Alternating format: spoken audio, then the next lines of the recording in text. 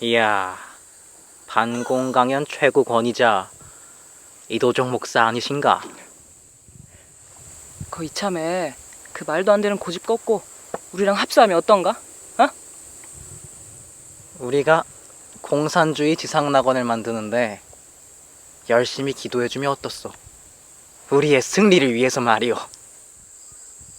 그런 말도 안 되는 기도는 할 수 없어.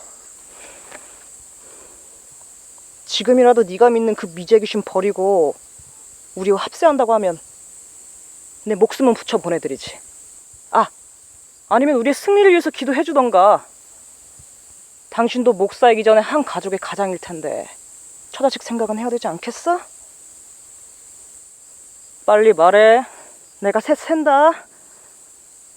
하나, 둘.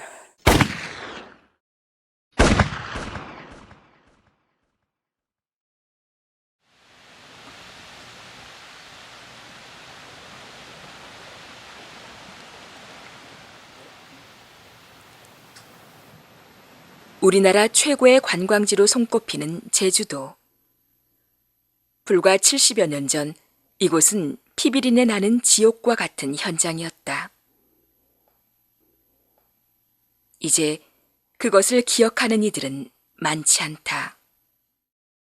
70여 년 전 이 아름다운 섬에서 목회자로는 처음으로 순교당한 이도종 목사. 그는 누구인가? 이도종 목사님을 한마디로 요약을 해서 말한다라고 하면 그분이 영혼 속에는 하나님 사랑, 대한민국 사랑, 제주 사랑, 영혼 구원과 또 제주도의 어떤 미래를 위한 그런 꿈이 있으신 분이죠. 아주 사랑이 많고 인자하신 분으로 그렇게 보아집니다. 화통하시고 활달하시고 늠름한 그런 호남형이셨다 그럽니다. 그래서 특히 그 젊은이들 그런 사람들을 상당히 좋아하셨다 그래요. 한국 교회가 시작을 하고 첫 선교사를 보낼 때에 이기풍 목사님이 제주 땅으로 오셨죠. 그 이기풍 목사님에 의해서 맺어진 선교 열매가 바로 이도종 목사입니다. 그분이 이곳 제주 땅의 원주민으로서 또 최초로 목사가 되셨습니다. 그리고 최초로 이도종 목사님이 바로 여기서 태어나신 그 생가가 됩니다. 1892년 9월 13일 날 이제 아버지 이덕연, 어머니 박열선 그 사이에서 장남으로 태어나셔서 여기서 소년기를 보내셨 그러한 집입니다. 이도종이 청년이 되어 결혼했을 무렵 우리나라는 일본의 나라를 빼앗겨 암울한 시기를 보낸다. 당시 이도종의 삶은 어떠했을까? 네, 이도종 목사님은 제주도 초창기에 독립운동가로 활동했던 분입니다. 1918년에 전도인으로 협재교회를 섬기다가 1919년 김인현 독립운동회가 있지 않았습니까? 그때 제주에서도 독립희생회라는 단체가 조직이 됩니다. 그때 4,450명의 회원이 가입이 됩니다. 그 비밀 결사 조직을 통해서 제주도에 있는 많은 그 도민들을 찾아다니면서 상해에서 창립이 된 대한민국 임시정부에 군자금을 전달하기 위한 그런 일을 이제 이도종 목사님이 청년 시절에 했던 거예요. 한 1만 원, 당시 1원이면 쌀 한 가문이라고 그래요. 그러니까 그 1만 원 그런 모금을 해가지고 상해 임시정부에 전달하게 됩니다.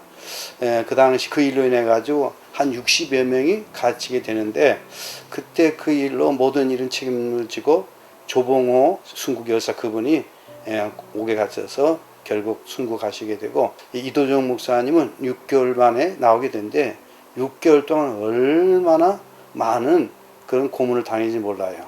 그래서 집에 나올 때는 걸음을 잘 걷지 못해가지고 가족 식구들이 이해해가지고 밖에 왜 이리 오래 서 계세요? 다리도 아프실 텐데. 얼른 들어가세요. 먼저 간 동지들, 지금도 투옥된 채 고문받고 있는 동지들을 생각하면 내 처지가 너무 화활한 것 같소. 하실 만큼 하셨잖아요. 자식들 생각하셔서 먼저 몸부터 챙기세요. 나라 빼앗긴 서름, 일본 앞에서 한없이 무능하고 초라한 내 자신을 생각하면 마음을 진정시킬 수가 없어. 그게 당신 혼자 해결할 수 있는 일도 아니고. 육신의 몸도 망가져 이렇게 되어 나라를 위해 몸 바치는 것도 어렵게 되었어.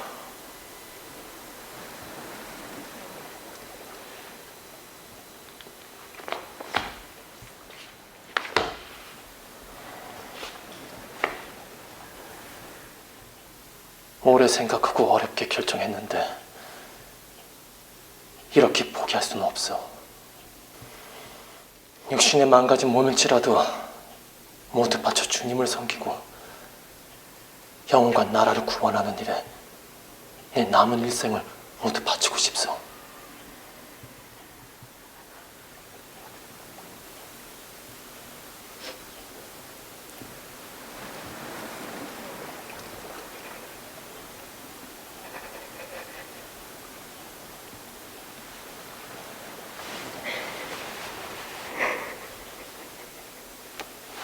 군자금 모금 사건으로 모진 고문을 받고 이제 6개월 만에 돌아왔는데 이런 생각 저런 생각 많이 하시게 됐죠. 몸이 만신성이가 되지 않았으면 만주로 가서 독립운동에 가담이라도 해볼까 그런 생각까지도 하시면서 무릎 꿇고 기도하던 중에 영적 나라를 찾는 것이 더 중요하다. 그러한 기도의 응답을 받으신 것 같아요. 그래서 그렇게 결심을 하시고 목회자의 길을 나섰다고 합니다. 남은 여생 목회자의 길을 걷기로 한 이도종은 평양 신학교로 향했다. 넉넉치 않은 형편에 처자식을 두고 평양에까지 가서 공부한다는 것은 매우 힘든 일이었고 내조하는 아내의 지원 없이는 불가능한 일이었다. 1926년 평양 신학교를 졸업한 이도종은 1927년 목사 안수를 받고 김제읍 교회에서 시무했다. 교회를 부흥시켜 새 건물도 짓고 교인 수도 늘어났지만 이도종의 목회 생활은 순탄치 않았다. 김제교회 제3대 목회자로 이렇게 부임을 하셔서 그 청년들 집회가 있을 때면 항상 청년들에게 꿈을 가져라. 나라를 생각해야 된다. 독립심을 심어주는 그런 내용으로 자꾸 그런 말씀을 하셔서 그곳 김제경찰서에서 완전 요시찰 인물이 돼버린 겁니다. 그런 중에 참 유지 집안의 결혼식이 있어서 결혼 주례를 맡았는데 말씀 도중에 다시 또 그 시국과 관련된 내용을 말씀하시는 바람에 거기에 있던 형사들에 의해서 붙들려 가게 됩니다. 하객들 앞에서 이게 붙들려 가니까 거기에 이제 교인들도 많이 참석했을 거기서 난리가 난 겁니다. 이제 목사님이 경찰서에 붙들려 갔다. 그런데 그 조사하는 과정에서 제주 군자금모금 사건과 연루됐던 내용이 이제 나오게 됩니다. 그러니까 담당했던 분이 이런 사람 두면 교회도 덕스럽지 못할 거고 우리도 귀찮고 내보내시오. 이런저런 생각을 한 끝에 이제 교회에서 사면을 권면하게 되죠. 이도종 목사님은 이제 고향 제주로 가서 목회 활동을 해야겠다는 그런 굳은 결심을 하시고 1929년에 이제 고향으로 오시게 됩니다. 1929년 고향 제주로 돌아온 이도종 목사는 온몸 바쳐 목회 활동에 매진했다. 서귀포 교회, 법한 교회, 남원 교회, 고산 교회, 용수 교회, 조수 교회, 화순교회 등이 그가 직접 개척했거나 담임하면서 성장시킨 교회들이었다. 이 밖에도 목회자가 없는 작은 교회들을 찾아다니며 순회 목회도 하였다. 하지만 일제시대에 기독교 신앙의 순수성을 지킨다는 것은 쉬운 일이 아니었다. 일제의 탄압에 못 이겨 한국교회는 차례대로 신사참배 문제 앞에서 무너지고 만다. 27대 총회 때 제주노회에서는 이도정 목사님하고 또 장로님으로는 김계홍 장로님이라는 분이 있는데 그분이 총회 총대로 평양에서 1년 총회에 참석하게 되는데 많이 회의를 했는데 이도정 목사님과 김계홍 장로님은 우리는 총대에 참석을 안 한다. 불참 선언을 해버리는 겁니다.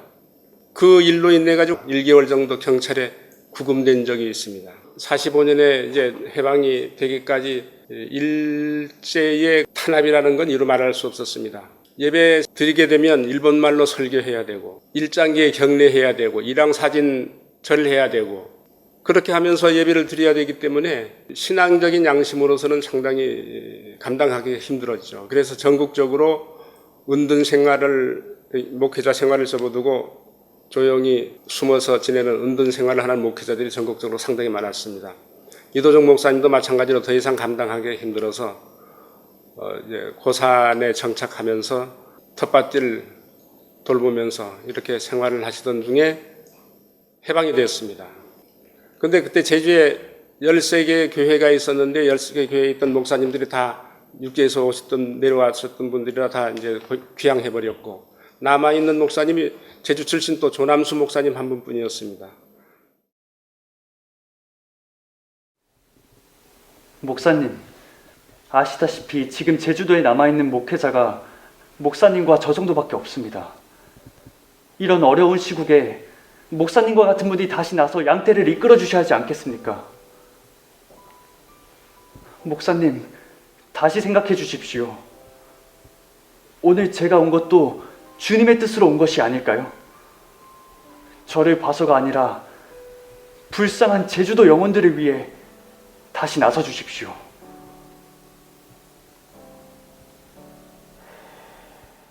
조남수 목사님이 이도정 목사님을 찾아왔는데 나이 차이가 23살인가 나이 차이가 많다고 그러더라고요.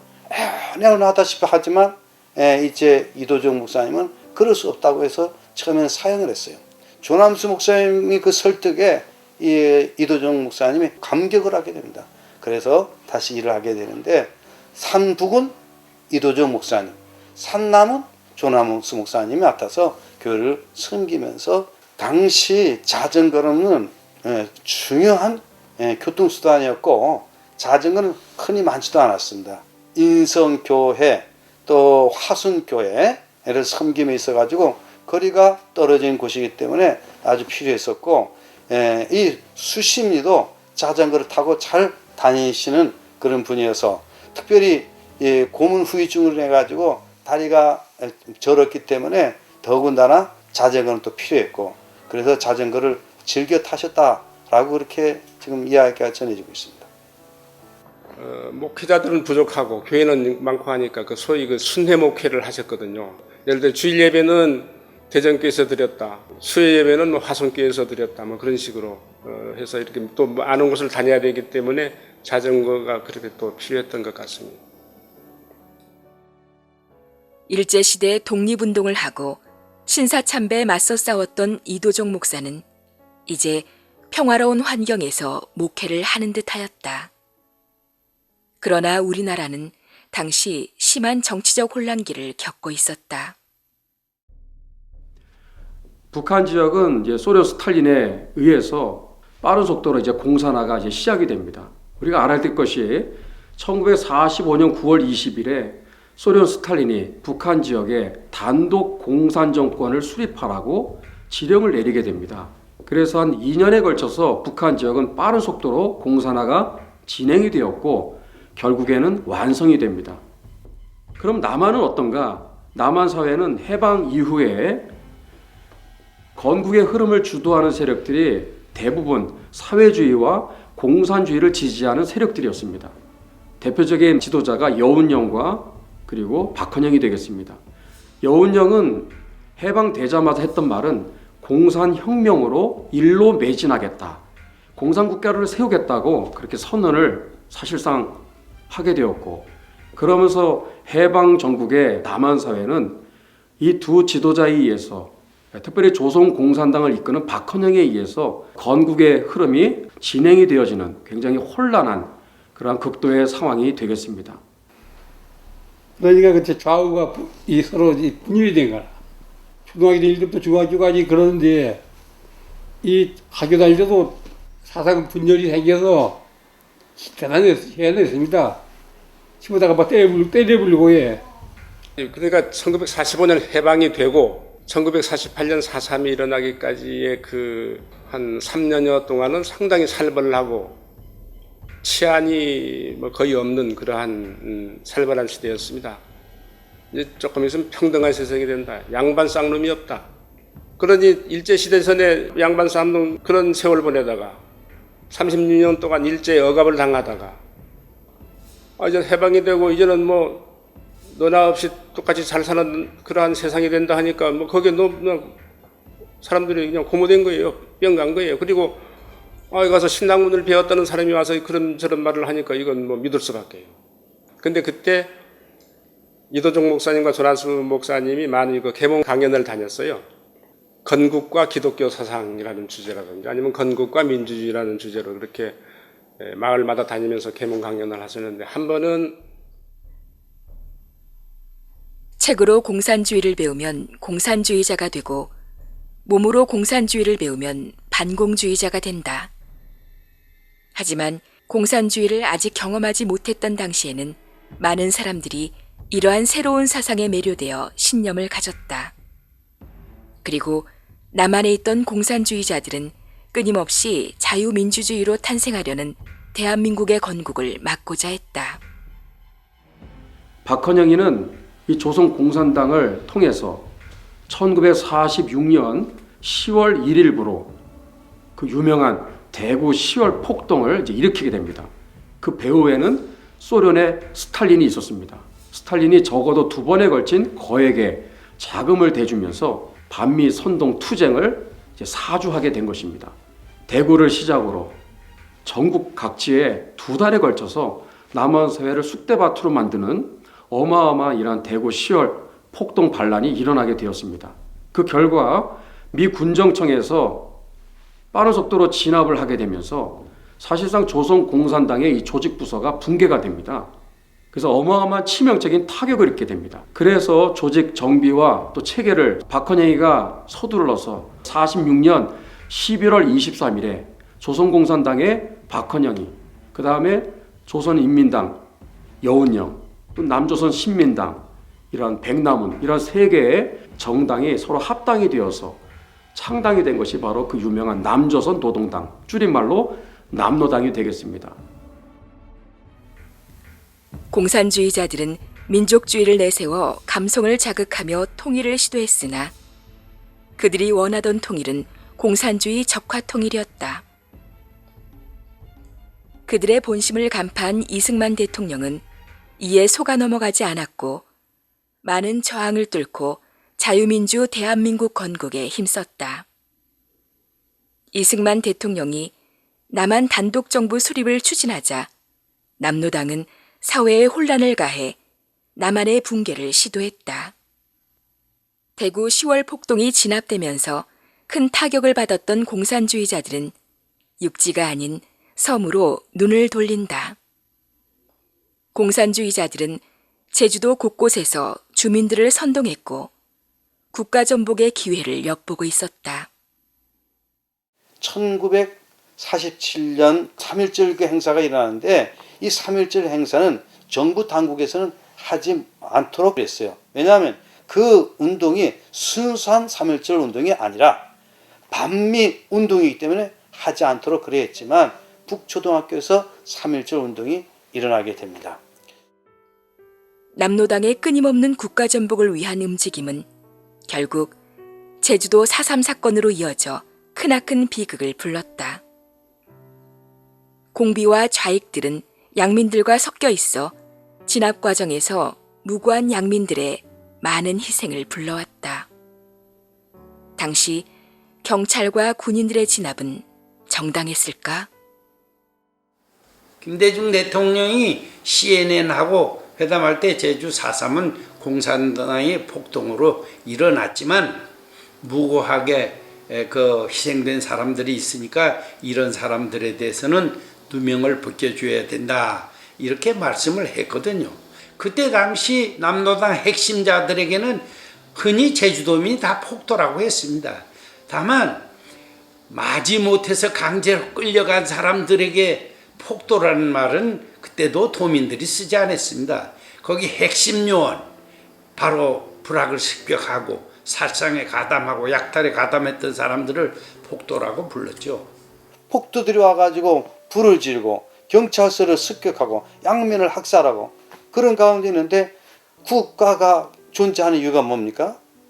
지켜야 될 거 아닙니까? 이덕구 같은 경우는 국가를 상대로 선전포고를 합니다. 남노당에 의해서 피살된 수법이라든지 잔인성, 참목함이라고 하는 것은 이루 말할 수 없이 잔혹했거든요. 그 남원리에는 강학송이 증언에 의하면 자기 부친이 보초를 그 서고하는 그런 책임자였었는데 습격을 해가지고 사지를 토막을 내고 그 다음에 성기를 잘라가지고 입에 물리고 그래서 그 시체를 업고 오는데 피가 흘러서 그때 고무신을 신었는데 고무신이 미끄러서 집까지 운반하는데도 고무신이 벗겨질 정도로 그렇게 했습니다. 우리 집에 들어와 놓으니까 안빠 이건 뭐 이건 말이다 양 자기네가 가져가고 싶은 건 쌀이나 해라. 쌀랑 뚜껑 전부 쌀 항아리자니까 항아리는 전부 뒤졌어 그놈들 다 뒤져. 야 뭐 그땐 우리 먹을 쌀도 없는데 이경 쌀이 있을 때고 이제 털어갈래자 털어갈 식량도 없고 우리 어머니 살려주세요면서 막 뭐 해가니까 이 축창으로 일일이 막 찔러보니까 좀 몇 년 고생했십시오 어머니가. 저희 아버지하고 형님이 돌아갔습니다. 그 형님은 이 폭도들이 내려와서 잡아갔어요. 잡아갔는데 그 다음에 소식이 없고 아버지가 형님을 찾으려고 수습을 한 거예요. 1년 날 나갔는데 소식이 없었습니다. 그때 정보에 의하니까 이 군인한테 사실 이야기를 했거든요. 그러니 알아보니까 문기호가 잡혀갔다고 그래요. 그래서 제가 이제 그 군인 덕분에 가서 면회한 겁니다. 만나서 저희 아버지 시체로 사고 싶다. 그러니 좀 장소를 알려달라 이렇게 했습니다. 그래서 거기서 약도를 그려줬어요. 이후에 형제봉이 있는데 형제봉 뒤에 개울이 있습니다. 그래서 찾아갔는데 마침 풀이 무거진 데가 있어 마침. 그 풀 땡겨보니까 신발도 저희 아버지 신발이고 이복도 그렇고 그 다음 형님은 이 삼별초 토석이지 그 안에 시체가 굴리고 있다고 그런 말이 정보가 들려서 어머니가 가보니까 우리 형님 시체가 맞다 이겁니다. 머리빨이 굴르고 있고 뼈다구로 다 이 개들 뜯어먹고 그래서 막 흩어지거나 마시. 아버지는 목에 배가 감겨 있었습니다. 그래 목 졸라 죽인 것 같고 형님은 목이 잘라진 거 보니까 이 칼로 자른 것 같아 마시. 그 대정읍 신도리의 김치부라고 그 사람이 구장을 했었는데 그 이웃마을의 공비가 그 침투를 해가지고 김치부를 난자해서 죽였습니다. 그때 마침 거기 같은 장소에 있던 마누라가 그것을 제지하려고 하니까 이 마누라를 끌고 말방앗간이라고 방앗간에 가가지고 임신 8개월인데 난자해서 죽여가지고 보니까 뭐 하늘을 쏘암지기 불이 불꽃이 올라와. 말째 보니까 뒷날 말 들어보니까 구장 죽고 부인도 죽고 집도 다 소각되고 뭐 했다는 거야. 그럴 리가 있느냐고. 그때는 우리가 이제 그 국민학교 다닐 때쯤에 우리 친구들이 이제 가보자고 말이야. 그냥 간 보니까 그 부인이 그 임신된 내가 지금 생각하기로 한 8, 9개월 된 거 아닌가 남자더라고. 해야 된 것이 남자들인데 그것까지 우리가 봤어요.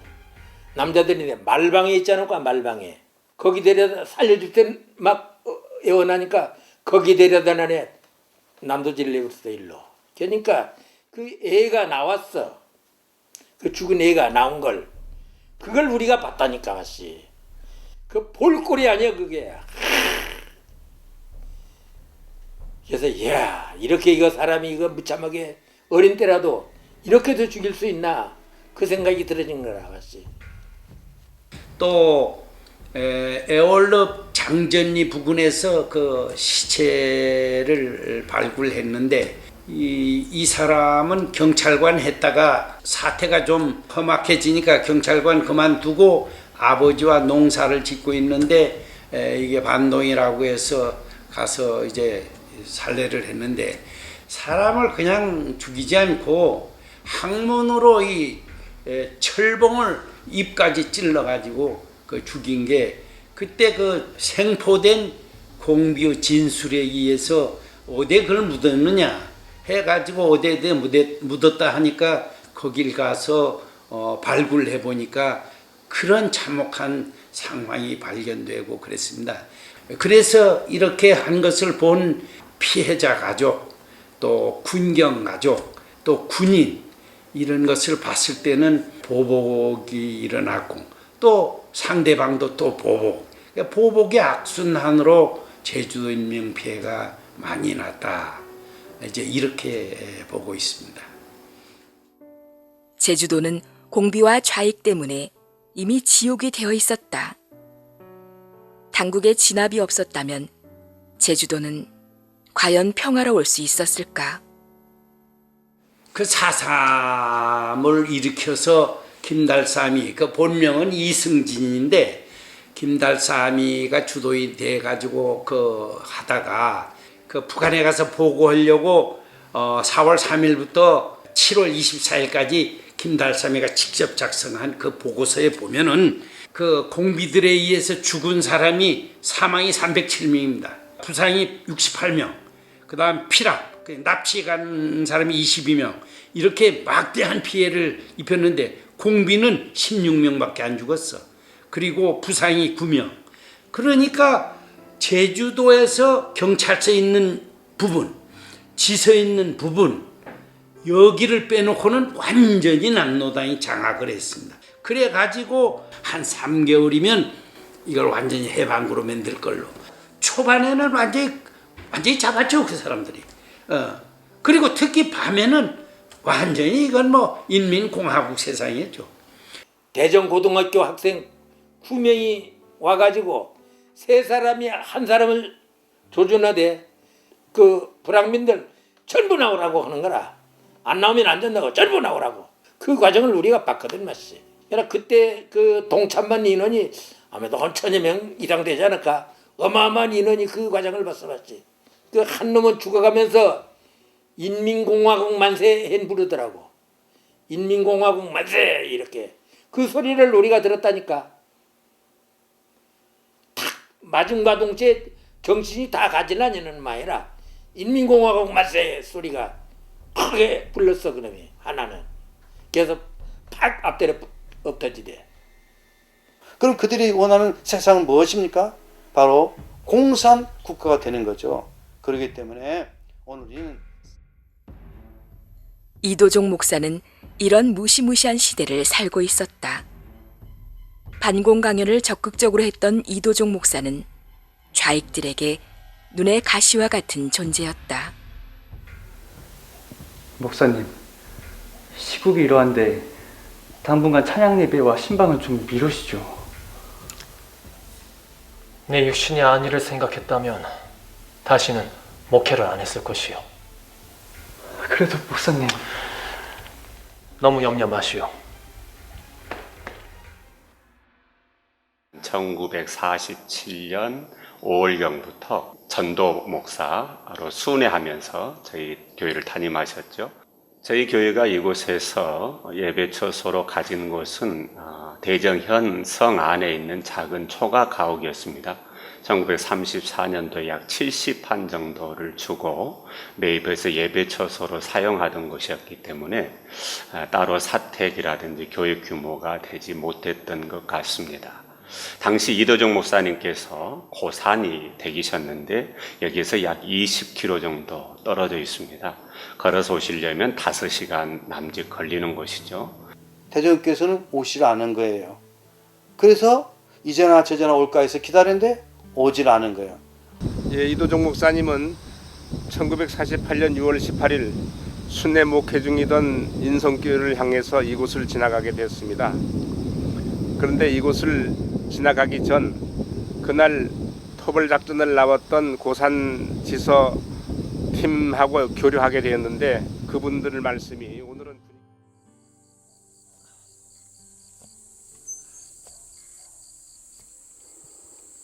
목사님, 이 시간에 어디로 가십니까? 평소에 하던 대로 순회 목회하러 갑니다. 오늘은 상황이 좋지 않습니다. 이쪽 길로 가셔서 일주도로로 가시죠. 괜찮습니다. 항상 가던 길인데요. 그리고 자식들도 사람들일 텐데 목회하는 사람한테 뭐 어쩌겠습니까? 너무 걱정하지 마십시오. 네, 그럼 살펴가십시오.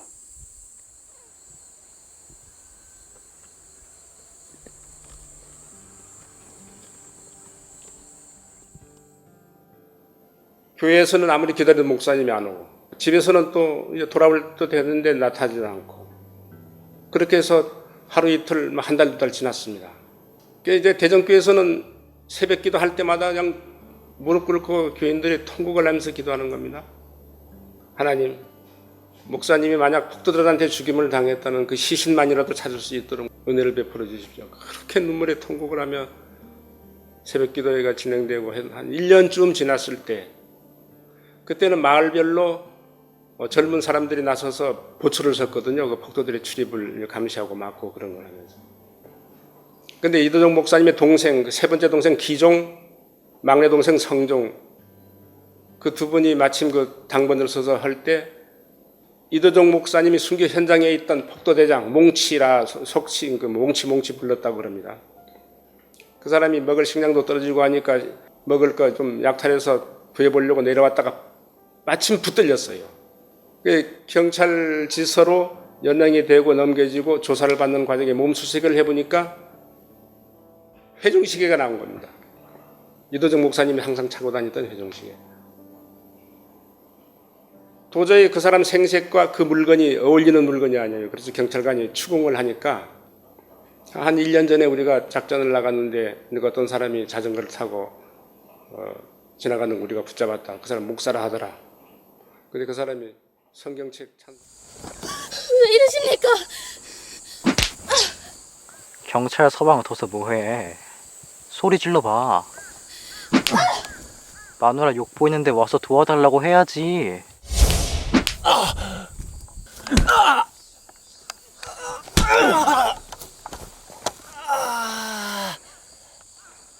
이야, 반공강연 최고 권위자 이도종 목사 아니신가?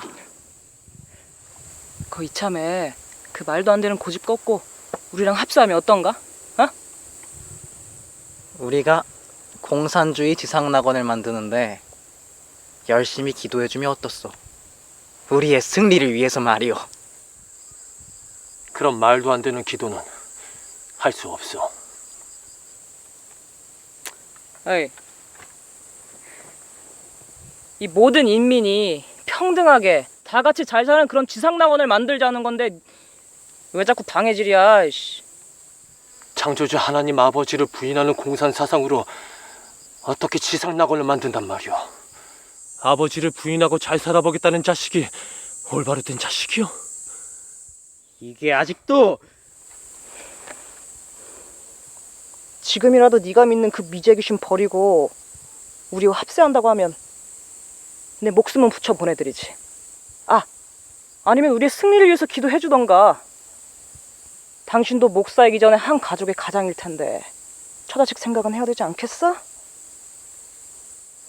빨리 말해. 내가 셋 센다. 하나, 둘.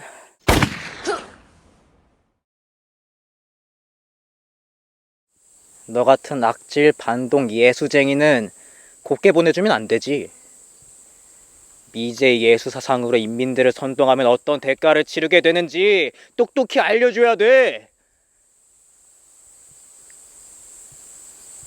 총알도 아깝다. 저기 구덩이에다가 산채로 묻어버려.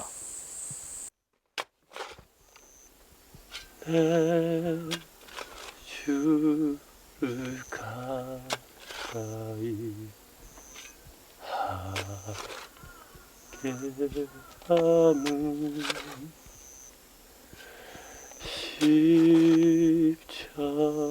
십자가지 같은 고통이나 내 스스로는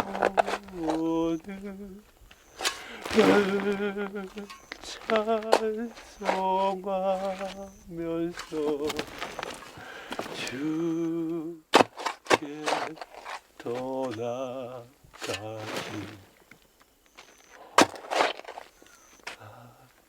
합니다.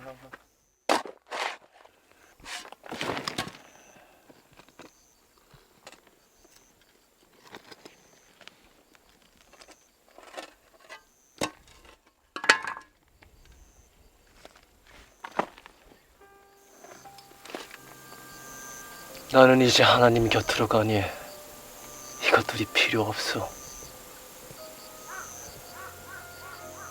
나중에 성경 읽고 예수님 영접하고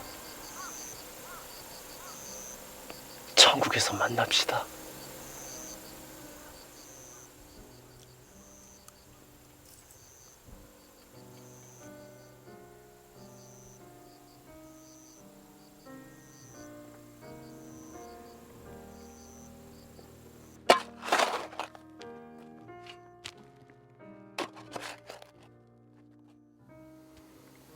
하나님 아버지, 저희 기도를 들으시옵소서.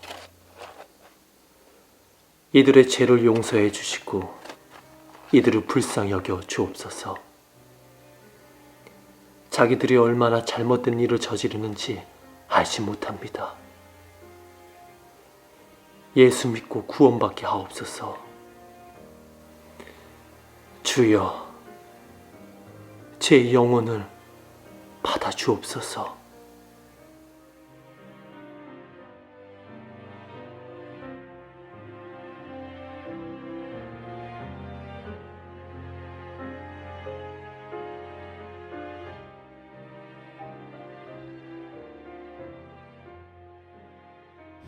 일제가 패망하기 직전에 제주에 한 7만 명의 일본군들이 주둔하고 있었는데 지역마다 이런 중산간 지역마다 개인 참모들이 많이 있었습니다. 깊이는 약 한 1m 한 20 정도 되는 깊이로 그 참모 하나를 이용해서 여기서 생매장으로 순교를 당하신 겁니다.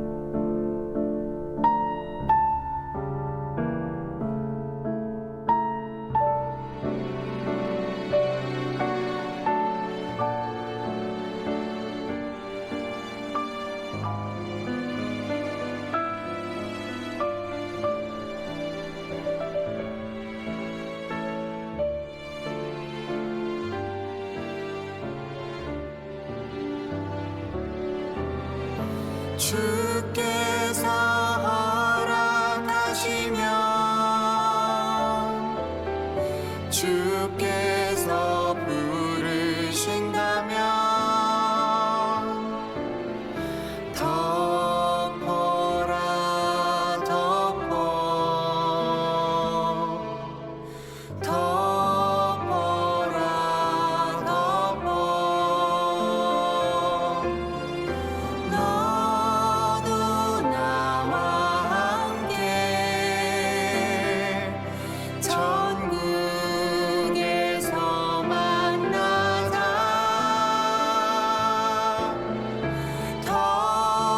덮어라 덮어